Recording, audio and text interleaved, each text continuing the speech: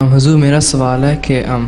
جب جو نجاشی تھا حبشہ کا بادشاہ، جب اس کی وفات ہوئی تھی تو حضرت صلی اللہ علیہ وسلم نے اس کا جنازہ غائب پڑھایا تھا، تو ہم عیسائیوں کا جنازہ پڑھ سکتے ہیں؟ وہ مسلمان تھا، مسلمان صلی اللہ علیہ وسلم کے دعوے کو رکھا تھا، بڑا کلیم کیا، مطلب عزت و احترام دیا تھا، دل میں سے اس کو تھا۔ آن وسلم کو تو اللہ تعالیٰ نے بتا دیا تھا نا، یہ کوئی اطلاع تو نہیں آئی تھی، کوئی ٹیلی گراف یا ٹیکسٹ اور ٹیلی فون سسٹم تو نہیں تھا نا جو نجاشی کی وفات کی اطلاع مل گئی ہو۔ اللہ تعالیٰ نے بتایا تھا کہ نجاشی فوت ہو گیا، ٹھیک ہے، اور اس کو پتہ نہیں اس کی تدفین بھی ہوئی تھی کہ نہیں، لیکن اس لیے اللہ تعالیٰ نے بتایا تھا کہ اللہ تعالیٰ کی نظر میں پسندیدہ تھا اور یقین دل میں وہ آن صلی پہ ایمان لایا ہوا تھا، ٹھیک ہے، اور وہ مومنین میں سے تھا، اس لیے اس کا جنازہ پڑھا دیا۔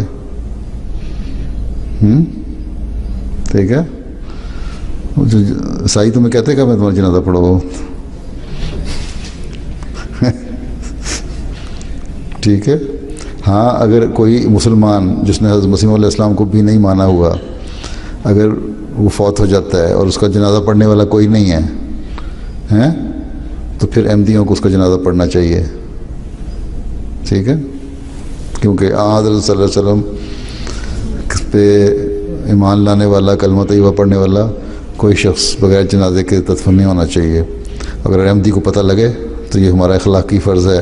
مذہبی فرض ہے کہ ایسے آدمی کا جنازہ پڑھ کے اس کی تدفین کر دیں،